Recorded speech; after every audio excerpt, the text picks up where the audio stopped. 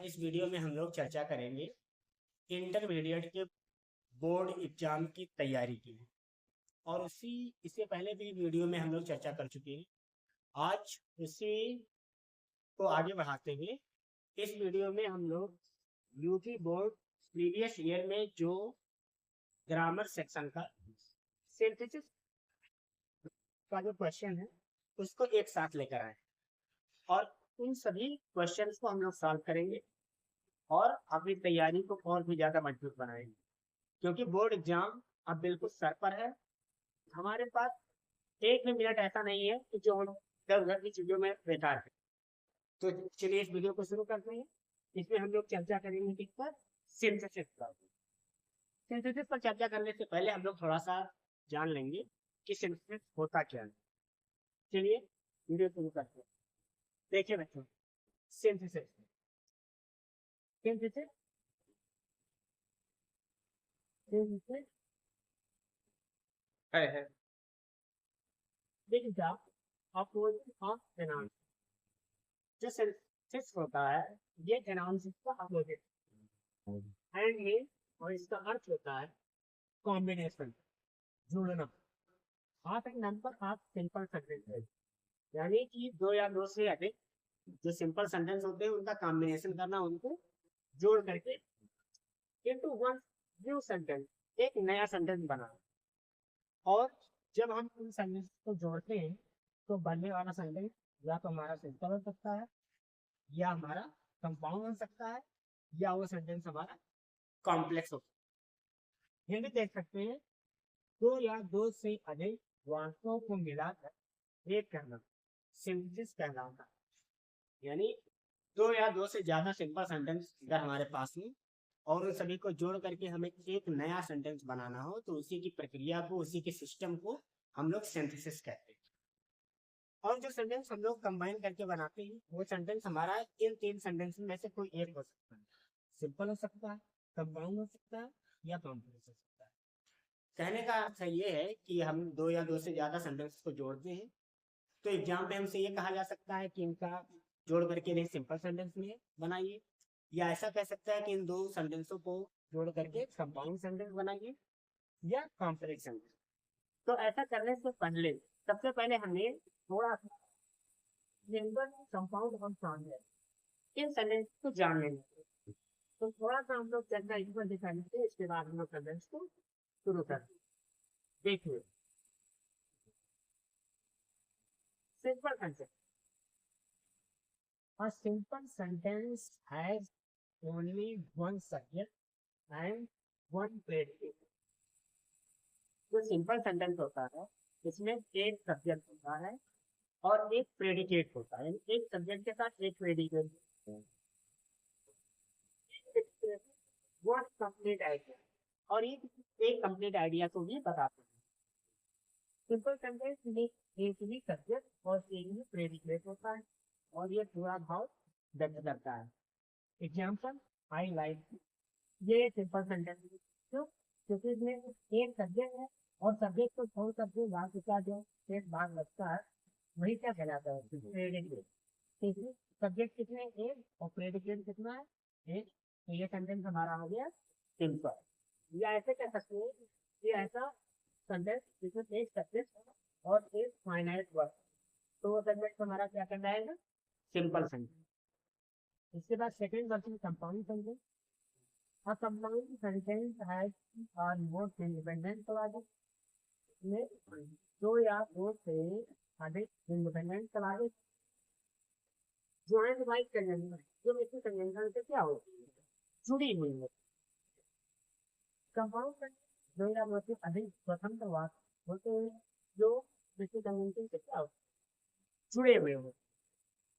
Example, I wanted to go but it was raining. इसमें दो class video क्या है? और देखिए कंजंक्शन से क्या है? जुड़ा हुआ है। तो ये सेंटेंस हमारा क्या है? Compound sentence. Complex sentence, a complex sentence has one independent clause and what are more dependent clauses। देखो जो कॉम्प्लेक्स सेंटेंस होता है, कॉम्प्लेक्स सेंटेंस में एक इंडिपेंडेंट, जिसको हम लोग प्रिंसिपल क्लास भी कहते हैं। इसमें एक प्रिंसिपल क्लास होता है और एक या एक से ज्यादा डिपेंडेंट, जिसको हम लोग सबऑर्डिनेट क्लास कहते हैं। जो एक सबऑर्डिनेट क्लास होता है ये अपने अकेले प्रिंसिपल क्लास पर डिपेंड रहता है, निर्भर करता है, अर्थात ये अपना पूरा कंप्लीट अर्थ स्वयं नहीं देता। तो ऐसा कोई सेंटेंस है जिसको अगर हम दो भाग में तोड़ेंगे और तोड़ने के बाद अगर एक क्लास इसका पूरा अर्थ दे रहा है तो प्रिंसिपल क्लास कहलाएगा, और जो क्लास अधूरा अर्थ देगा या अपने अर्थ के लिए प्रिंसिपल क्लास पर निर्भर रहेगा उसे सबऑर्डिनेट क्लास कहेंगे या डिपेंडेंट क्लास कहेंगे। तो इस तरीके से क्या होता है काफियत तक एग्जाम्पल है, I stayed at home without but rain. मैं घर पर रुका क्योंकि बारिश हो रही थी। अब इतना तो बारिश हो रही थी। अब ये हमारा साइलेंस सबऑर्डिनेट क्लास और आई स्टेयर्ड होम ये हमारा क्या है प्रिंसिपल है। इस तरीके से हो गया सिंपल, कंपाउंड और कॉम्प्लेक्स सेंटेंस का क्विक रिवीजन। अब हम लोग जो बोर्ड एग्जाम में आए हैं उन क्वेश्चन को क्या करेंगे सॉल्व करेंगे। चलिए अब सेंटेंस को सॉल्व करना शुरू करते हैं। ये देखिए हमने आज जो क्वेश्चन सेलेक्ट किए हैं ये 2000 में करेंगे। देखिए पहला सेंटेंस फर्स्ट सेंटेंस है Delhi is an old city, it is the capital of India. इसको हमें बनाना किसमें है सिंपल सेंटेंस। और अभी हमने थोड़ा सा जाना है सिंपल सेंटेंस के बारे में। ये जो सिंपल सेंटेंस होता है इसमें एक सब्जेक्ट होता है और एक फाइनाइट वर्ब। फाइनाइट वर्ब कितने होते हैं? अब यहाँ पर देखिए जो हम लोग सिंथेसिस करते हैं, जो जितने हमारे पास सेंटेंस होंगे वो सब सिंपल ही होंगे। देखिए ये सिंपल सेंटेंस है और ये क्या है सिंपल सेंटेंस है, और इन दोनों को हमें जोड़ करके जो नया सेंटेंस बनाना है वो भी हमें क्या बनाना सिंपल ही बनाना। और सिंपल सेंटेंस के बारे में हमें पता है कि सिंपल सेंटेंस में एक सब्जेक्ट होता है और एक फाइनाइट वर्ब होता है। अब आप यहाँ पर सोचिए थोड़ा सा, हमारे पास सेंटेंस कितने हैं दो। हम मान लेते हैं कि एक सेंटेंस हमारा हो गया ये और एक सेंटेंस हमारा हो गया ये, और ये सिंपल सेंटेंस है यानी इसमें एक सब्जेक्ट है और एक फाइनाइट वर्ब। एक सिंपल सेंटेंस हमारे पास ये है और एक फाइनाइट वर्ब हमारा ये। और सिंपल सेंटेंस हमें बनाना है तो हमारे पास एक ही सब्जेक्ट और एक ही फाइनाइट वर्ब होने चाहिए, और हमारे पास यहाँ पर क्या डबल। तो उसमें में से हमें किसी को हटाना पड़ेगा या उसको किसी दूसरे पार्ट्स ऑफ स्पीच में क्या करना पड़ेगा चेंज करना पड़ेगा। क्योंकि जो सिंपल सेंटेंस को हम लोग बनाते हैं उसको बनाने की 7 विधियां, उसी में से ये जो पहला अब यहाँ पर हो उसी 7 में से अब हम इसमें कौन सा नियम अप्लाई कि हमारा बन जाए। तो इसमें बच्चे जो नियम लगेगा वो लगेगा नाउन और फ्रेज इन अपोजिशन। अपोजिशन का अर्थ होता है साइड बाय साइड। जो अपोजिशन होता है इसका अर्थ होता है साइड बाय साइड, मतलब अगर। अब यहाँ पर देखिए यहाँ पर लिखा है दिल्ली, दिल्ली और दिल्ली की जो क्वालिटी है वो क्वालिटी क्या है एक old city and old city. तो इसको हम इसी पे क्या कर देंगे अपोजिशन में रख देंगे, इसको साइड बाय साइड कर देंगे। और जिस वर्ड को अपोजिशन में करते हैं उसे हम लोग हमेशा दो कामाज के कहा करते हैं बीच में करते हैं। तो हम सेंटेंस को बनाना शुरू करते हैं। सेंटेंस को हम शुरू करते हैं। देखिए हमने लिखा है यहाँ पर दिल्ली। अब देखिए यहाँ पर मैंने क्या लगाया खामा। अब ये इसकी क्वालिटी है, ये क्वालिटी यहाँ पर नोट करेंगे एंड ओल्ड सिटी। यहाँ पे किसी को दिक्कत नहीं आनी चाहिए, क्यों? क्योंकि ये जो दिल्ली है यही क्या है ओल्ड सिटी, इसकी क्या है क्वालिटी है। अब यहाँ पर देखिए दोनों चीज मैंने एक ही लेकर दिया, इसकी ये क्या बता रहा है विशेषता बता रहा है यानी दिल्ली एंड ओल्ड सिटी। और यही चीज क्या है, यही चीज है कैपिटल ऑफ क्या इंडिया, तो etch the capital of India. अब ये सेंटेंस हमारा सिंपल बन चुका है। देखिए ये फाइनाइट वर्ब था, पहले वाले बात का ये फाइनाइट वर्ब था, दूसरे वाले सेंटेंस का। अब यहाँ पर हमारे पास देखिए फाइनाइट वर्ब कितने बचे, ये सब्जेक्ट था, ये हट गया, अब हमारे पास सब्जेक्ट कितना, तो यानी सेंटेंस हमारा बनकर के क्या तैयार हो गया, सिंपल सेंटेंस। अब हम लोग बढ़ते हैं दूसरे नंबर के सेंटेंस। लिखा हुआ है you deceived him that was his complaint. You deceived him, आपने इसे धोखा दिया, दैट वाज हिज कंप्लेंट, ये उसकी शिकायत थी। इसको हमें बनाना है किसमें, कॉम्प्लेक्स सेंटेंस। और कॉम्प्लेक्स सेंटेंस में एक होता है सबऑर्डिनेट क्लॉज और एक होता है प्रिंसिपल क्लॉज। प्रिंसिपल क्लॉज ये अपना अर्थ खुद रखता है और सबऑर्डिनेट क्लॉज ये अपने अर्थ के लिए प्रिंसिपल क्लॉज पर आश्रित। अब यहाँ पर इस बात को हमें जोड़ना, एक चीज आप लोग ध्यान रखिएगा, अगर हमें कॉम्प्लेक्स सेंटेंस बनना और वाक्य में अगर दैट या दिस, तो इसी को हम लोग इसी से वाक्य को हम लोग क्या करते जोड़, क्योंकि ये क्या है, ये एक सबऑर्डिनेटेड कंजंक्शन है और सबऑर्डिनेटेड कंजंक्शन से जुड़ने वाला क्लास सबऑर्डिनेट क्लास अपने आप बन जाता है। तो ये सेंटेंस हमारा सब क्या बन जाएगा, कॉम्प्लेक्स सेंटेंस अपने आप बन जाए। तो देखिए सेंटेंस को हम लोग जोड़ते हैं। और एक और ध्यान रखिएगा, अगर आप सिंथेसिस बना रहे हैं तो सबसे पहले आप उसकी हिंदी निकालिए सेंटेंस की, और हिंदी निकालने के बाद आप मन में उसको हिंदी में ही ऐड करिए। हिंदी में अगर आप ऐड कर ले जाएंगे तो आप तुरंत उसकी अंग्रेजी कन्वर्ट कर देंगे और हमें ज्यादा नेम रटना भी नहीं पड़ेगा और हमारा तुरंत सिंपल कंपाउंड या कॉम्प्लेक्स जो भी बनाना है हमारा सेंटेंस तुरंत बन भी जाएगा। तो ज्यादातर आप प्रयास ये कीजिए कि आप पहले उसे हिंदी में ऐड कीजिए और हिंदी में ऐड करने के बाद फिर उसे इंग्लिश कर दीजिए, आपका सेंटेंस बन गया। तो देखिए सेंटेंस बना रहे हैं, बनेगा H complaint was his complaint was that you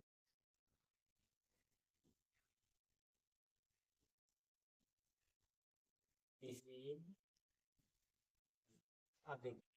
His complaint was, उसकी शिकायत थी, that you आपने रिसीव धोखा दिया ही उसको, उसकी शिकायत थी कि आपने उसे क्या धोखा दिया। हमारा सेंटेंस क्या होगा, कॉम्प्लेक्स बन गया। अब हम बढ़ते हैं नेक्स्ट सेंटेंस पर। अगला सेंटेंस है हमारा,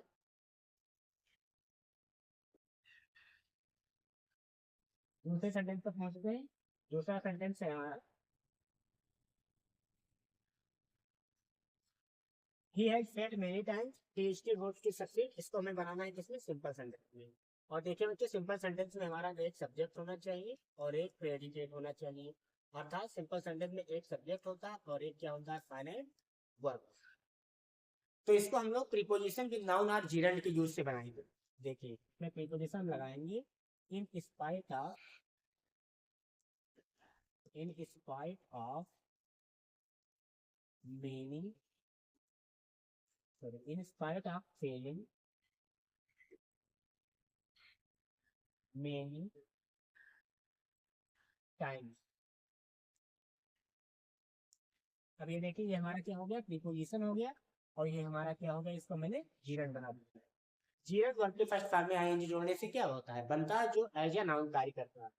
तो in spite of failing many times, comma लगा दिया, he hopes to succeed, SUCCEED। हमारा सेंटेंस पहला वाला दूसरा सेंटेंस था जो हमारा सिंपल सेंटेंस बन चुका है। अब देखिए अगला सेंटेंस, ही ran so quickly, वह तेजी से भागा, he stood over to his father। देखिए इसको हमें कॉम्प्लेक्स बनाना है। कॉम्प्लेक्स सेंटेंस बनाने के लिए हमारे मन में जैसे कॉम्प्लेक्स सेंटेंस का नाम आए तुरंत हमारे मन में सबऑर्डिनेटिंग कंजंक्शन चलने चाहिए, क्योंकि क्या कहते हैं, कॉम्प्लेक्स सेंटेंस बनाने के लिए हमें सबऑर्डिनेट कंजंक्शन की क्या होती है, आवश्यकता पड़ती है, क्योंकि हमें एक क्लास को सबऑर्डिनेट क्लास में क्या करना है, चेंज करना रहता है। तो देखिए इसमें हम सबऑर्डिनेट कंजंक्शन का यूज करेंगे। ही ran so quickly that, देखिए कंजंक्शन का यूज कर दिया मैंने, that he soon overtook his father। अभी हमारा सेंटेंस कॉम्प्लेक्स बन चुका है। ये देखिए ये हमारा क्या है, सब ऑर्डिनेट क्लास बन गया, और ये पूरा कंप्लीट अर्थ दे रहा है, ये हमारा प्रिंसिपल क्लास बन चुका है। मतलब बात ये थोड़ा कि वो अपने पिता को जल्दी ही क्या कर दिया, पीछे छोड़ दिया।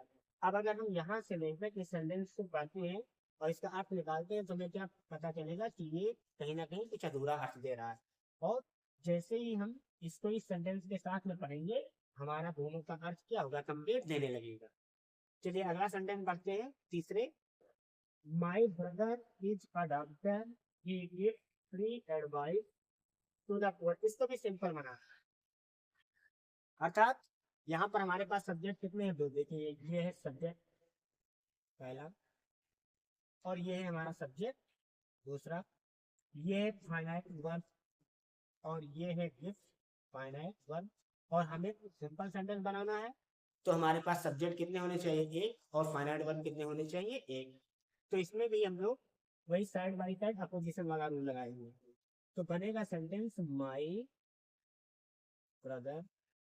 अब मेरा ब्रदर क्या है, डॉक्टर है, कामा, और डॉक्टर, ये इसको हमेशा ध्यान रखिएगा, दो कामा के बीच में लगाया जाता है। इन्वर्टेड कामा की बात नहीं हो रही है, कामा नीचे लगता है, इन्वर्टेड कामा ऊपर लगता है। तो माय ब्रदर और डॉक्टर ये free advice to the poor. ये हमारा सेंटेंस सिंपल बन चुका है। अब यहाँ पर देखिए सब्जेक्ट हमारे पास कितने हो गए, एक, ये सब्जेक्ट एक है, और फाइनाइट वर्ब हमारे पास कितना बचा, एक। तो अर्थात ये बनने वाला सेंटेंस हमारा क्या हो गया, सिंपल। नेक्स्ट सेंटेंस पढ़ते हैं। Milton died in 1664. He was the author of The Paradise Lost. इसको भी हमें सिंपल बनाना, इसको भी हमें क्या बनाना है, सिंपल बनाना है। अब देखिए यहाँ पर हम मिल्टन की क्वालिटी देखते हैं। Milton died in 1664। मिल्टन 1964 में उनकी क्या हो मृत्यु हुई। अब यहाँ पर देखिए ये जो मिल्टन जी है, ये मिल्टन जी को किसके गाय थे, इससे क्या है असल रिलेशन। तो फिर मैं इसको हम इसमें कैसे कर देंगे, साइड कर देंगे। तो सेंटेंस हमारा हो जाएगा Milton comma the author of Paradise Lost. The author of Paradise Lost. अब ये देखिए ये जो पुस्तक है इसके ये सब क्या है, यही तो है। तो हमारा ये पूरा एक ही में बन गया। तो Milton the author of Paradise lost died died in 1664। ये हमारा सेंटेंस क्या होता है, बन गया। अब देखिए हमारे पास सब्जेक्ट कितने हो गए, एक। सब्जेक्ट हमारे पास कितना हो गया, एक। और फाइनाइट वर्ब हमारे पास कितने बचे, एक। तो यानी कि सेंटेंस हमारा क्या बन गया, सिंपल सेंटेंस बन गया। अब हम लोग बढ़ते हैं अगले सेंटेंस पे। अगला सेंटेंस है फोर्थ। फोर्थ सेंटेंस है the worker finish their work then they left farm. जो वर्कर थे उन्होंने अपना काम क्या किया, समाप्त किया, और समाप्त करने के बाद मतलब क्या हुए, आप इसलिए घर पर क्या हुआ, वापस चले आए। तो यहाँ पर देखिए उसको भी क्या बना, सिंपल सेंटेंस बना। अब देखिए जिस बात को पढ़ने से हमें ये पता चल रहा है कि किसी वाक्य में काम खत्म हुआ है, किसी वाक्य में काम क्या हुआ है, शुरू हुआ है। तो अगर इस तरीके से बात हो कि अगर एक वाक्य में काम शुरू हुआ हो, उसके बाद फिर दूसरे वाक्य में काम स्टार्ट हुआ हो, तो दूसरे से पार्टिसिपल से जोड़ना चाहिए। अब अगर तुरंत काम समाप्त होने के तुरंत बाद दूसरा काम स्टार्ट हो गया है तो उसको प्रेजेंट से जोड़ेंगे। और अगर एक कार्य पूरी तरीके से समाप्त होने के बाद दूसरा कार्य स्टार्ट हुआ है तो क्या परफेक्ट पार्टिसिपल से जोड़ेंगे। और जब कोई काम पहले ही हो चुका हो तब वहां पर हम लोग पास्ट पार्टिसिपल से जोड़ेंगे। तो यहाँ पर क्या है, जो वर्कर से उन्होंने अपना पूरा काम समाप्त हो गया, इंसान समाप्त करने के बाद तो ये क्या हो मटेरियल चले होंगे। तो इधर काम पूरी तरीके से समाप्त हो गया है तो इसको हम परफेक्ट पार्टिसिपल से क्या करेंगे, जोड़ेंगे। तो परफेक्ट पार्टिसिपल का अर्थ होता है बच्चों हैविंग के साथ वर्क का अर्थ है। तो हैविंग यानी यह वर्क या वर्कर लेफ्ट फॉर होम। ये सेंटेंस हमारा सिंपल बन गया। अगला सेंटेंस पढ़ते हैं चौथे का दूसरा। It was a fine day we decided to go out for a picnic. इसको भी हमें सिंपल बनाना है। अब देखिए ये जो सेंटेंस है इसका सब्जेक्ट है वी और इसका सब्जेक्ट क्या है एक, यानी दोनों वाक्यों में सब्जेक्ट क्या अलग अलग है। और जब दोनों वाक्यों में सब्जेक्ट अलग अलग का है तो इसमें हम लोग नॉमिनेटेड एब्सोल्यूट का नियम लगाएंगे। यानी सबसे पहले अपने कर्ता से देखेंगे दो कर्ता वाक्य में क्या है, स्वतंत्र है। तो सबसे पहले हम जमा करते हैं ठीक? इसके बाद अगर सेंटेंस में बी वर्ड का यूज हुआ है, बी वर्ड बोले तो बी वर्ड में क्या मीन होता है, इच एंड आर या वाज या वर।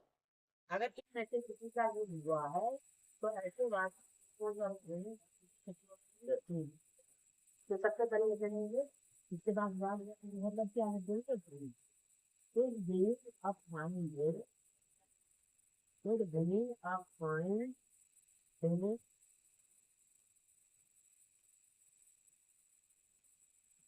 खाना कितना है समय की समस्या है वो है। We decided to go out for a picnic। जो भी सेंटेंस हमारा सेंटेंस सेंटेंस में कन्वर्ट हो चुका है। फिर being a fine day we decided to go out for a picnic। अब हम लोग पढ़ते हैं पांचवी सेंटेंस का पांचवे का पढ़ना है। We was innocent, that was the verdict of the day।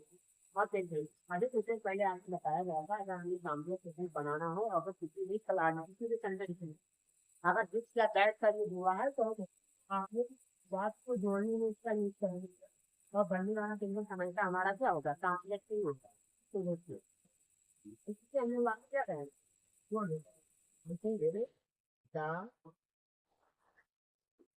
verdict of the jury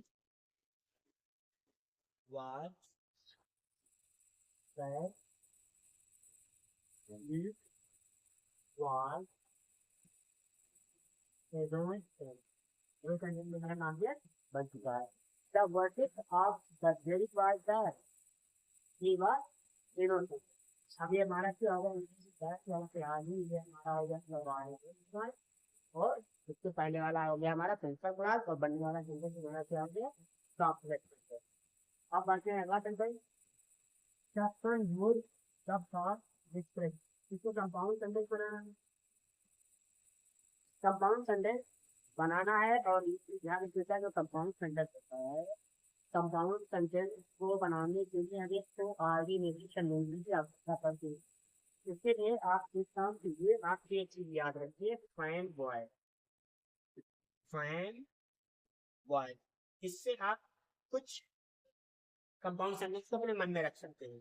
जैसे fan F means for, A and not, B but, O or Y yet और ये सब क्या है compound sentence.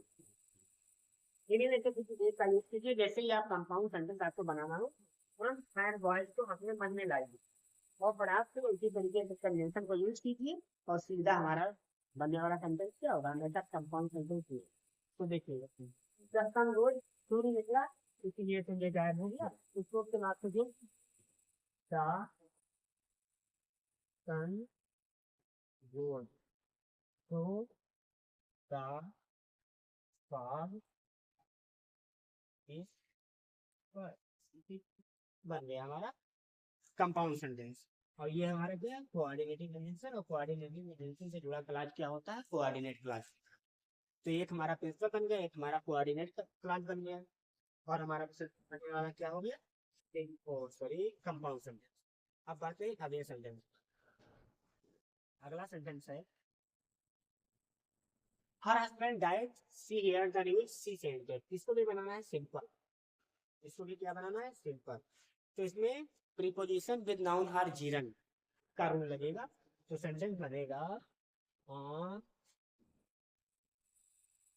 Hearing the news of her husband death, on hearing the news of my husband death she fainted। ये sentence कई बार आ चुका है, ध्यान रखिएगा।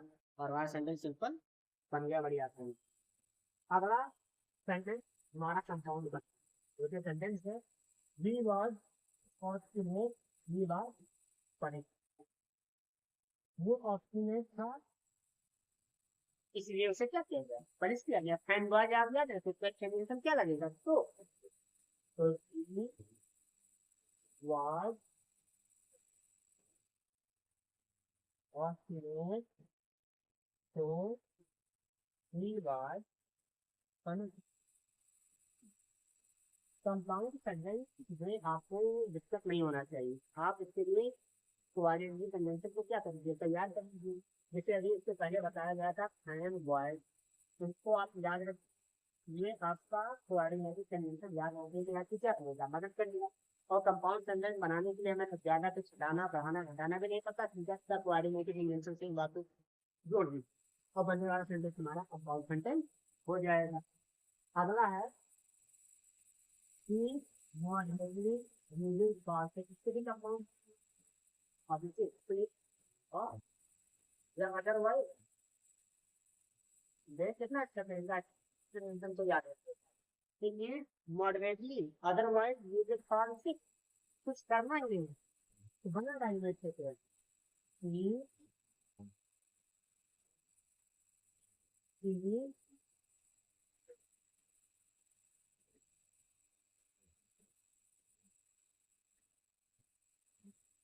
आगे बढ़ाइए।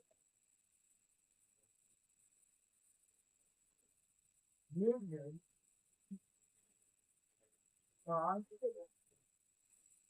हमारा पहले हम लोग को आई अपनी मीटिंग से तो आपको को आपस में क्या है वो कुछ करना ही नहीं। अगला सेंटेंस देखिए, you sent me a one answer say I will instead it will be इसको ट्रांसलेट होगा, मतलब इनको ऐसे तोड़ना है जिससे एक बार पूरा अर्थ दे और एक बार अधूरा अर्थ दे। तो इसके लिए हमें सबऑर्डिनेटिंग क्या चाहिए, कंजंक्शन चाहिए। तो देखिए इसको जोड़ते सबसे पहले अच्छा तरीका क्या है, आप इसे मन में ऐड कर लीजिए, मन में हिंदी में ऐड कर लीजिए, उसी को इंग्लिश लिख दीजिए, आपका सेंटेंस तुरंत बना तैयार। तो I am impressed impressed with the boy he knew first acted संगीत हमारा था जितने भी क्वेश्चन वर्ड होंगे ये सब सबऑर्डिनेटेड कंडीशन और इससे बात को जोड़ दिया जाएगी। अब यहाँ पे तो आपने यूज किया है कि यहाँ पर मैंने क्या लगा दिया हूँ। अगर सब्जेक्ट की तरह यूज होता हो तो इसके लिए हम क्या लगा देते हूँ, यानी I am impressed with the boy whom you sent me yesterday। बाकी अगले सेंटेंस पर अगला 8वां सेंटेंस है, 8वें का पहला he worked hard but did not succeed। इसको किससे बनाना है, कंपाउंड। अब जैसे कंपाउंड सेंटेंस की बात हो, आपके दिमाग में तुरंत फाइन बॉय आ जाना चाहिए। फाइन बॉय अगर आ जाएगा तो आप तुरंत कन्वेंशन को क्या कर लेंगे, दिमाग में आपके आ जाएगा। तो ही वर्क कहा ये डिड नॉट सक्सेस, उसने कठिन परिश्रम किया, वह सफल नहीं हुआ। उसने कठिन परिश्रम किया लेकिन वह सफल नहीं हुआ, लेकिन बट तो वर्क हार्ड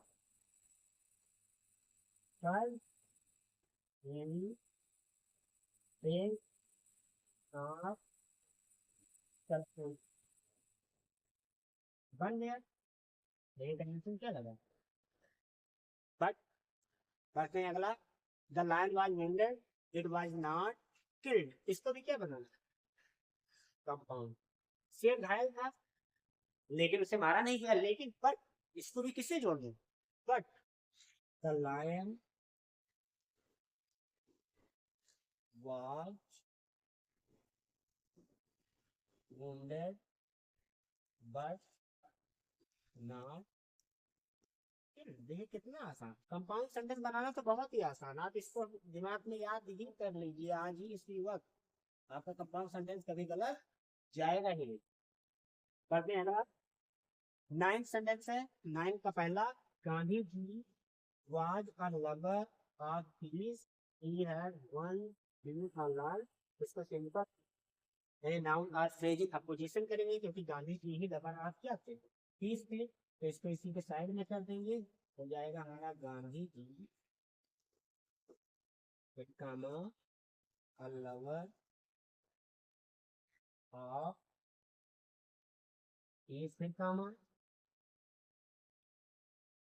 इसके बाद ये सेकंड तो गांधी जी के लिए हो गया, इसको हटा देंगे, देंगे had once been a lion. हमारा सेंटेंस ऊपर बन गया। अगला सेंटेंस 9th का सेकंड, मयूरी फ्लड गए, he had seen a cat, Mayuri भाग गई, ने क्या देख लिया, कैट बिल्ली देख लिया। इसको क्या बनाना है, कॉम्प्लेक्स के लिए अब हमें सबऑर्डिनेट कंजंक्शन चाहिए। तो मयूरी भाग गई क्योंकि, क्या पहले ही बताया, क्या आप हिंदी में बात को जोड़िए तुरंत आपका सेंटेंस बना तैयार। मयूरी भाग गई क्योंकि उसने क्या देख लिया, एक कैट देख लिया। तो क्योंकि, तो Mayuri fled away because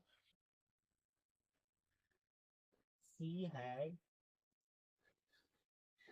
seen a cat। हमारा सेंटेंस कॉम्प्लेक्स क्या हुआ, बन गया। ये क्या है, ये सबऑर्डिनेटेड कंजंक्शन है। पढ़ते हैं अगले सेंटेंस पर। अगला सेंटेंस देखते हैं क्या है अगला सेंटेंस, और ये शायद अंतिम है इस वीडियो का। अगला सेंटेंस है हमारा कि he finished his homework, he finished his homework, he went to play।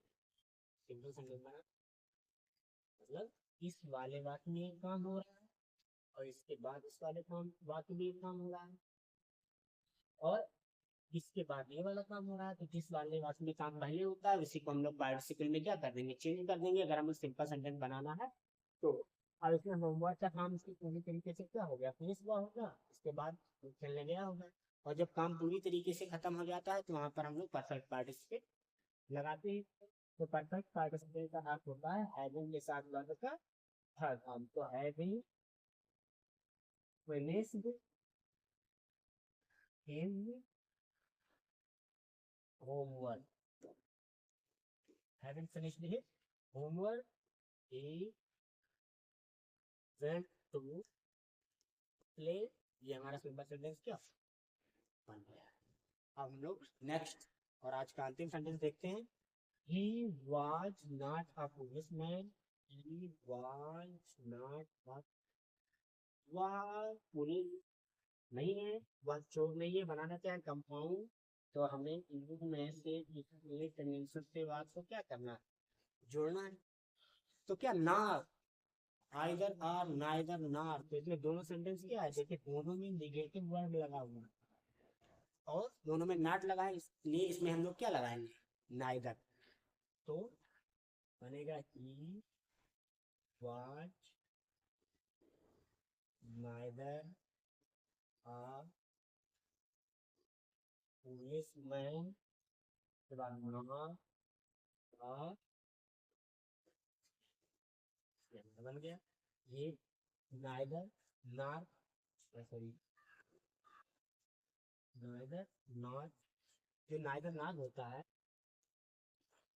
ये एक क्या है कंपाउंड सेंटेंस कोऑर्डिनेटिंग सेंटेंस इसका यूज करने के लिए देखिए ऐसे किया है सबसे पहले तुमने पढ़ने का तो क्या लिख दिया सब्जेक्ट लिख दिया है तो वर्ब लिख दिया इसके बाद हमने क्या लगाया नाइट सबसे पहले एक चीज देखेंगे कि जो हमें जहाँ पर लगाना है उन दोनों वाले बात में देखेंगे कि पहले कॉमन क्या है अब देखिए दोनों वाले बात में वहां भी लिखा है हीवाज यहाँ भी लिखा है क्या हीवाज तो दोनों में जो कॉमन है उसको हम लोग पहले लगा दिए पहले लगाए और लगाने के बाद इसके बाद हम लोग लगाएंगे क्या नाइट और नाइट लगाने के बाद देखेंगे पहले वाले सेंटेंस में कौन ऐसा चीज है जो कॉमन नहीं है तो इसमें कॉमन क्या नहीं है आप पुलिस मैन तो देखिए आप पुलिस मैन लिख दिया इसके बाद हम लोग लगाएंगे क्या नार और नार के बाद जब देखेंगे दूसरे वाले वाक्य में कौन सी चीज है जो कॉमन नहीं है इसमें कॉमन क्या नहीं है आथिफ और फिर लिख दिया जाए क्या आथिफ सेंटेंस हमारा क्या बन गया कॉम्प्लेक्स सॉरी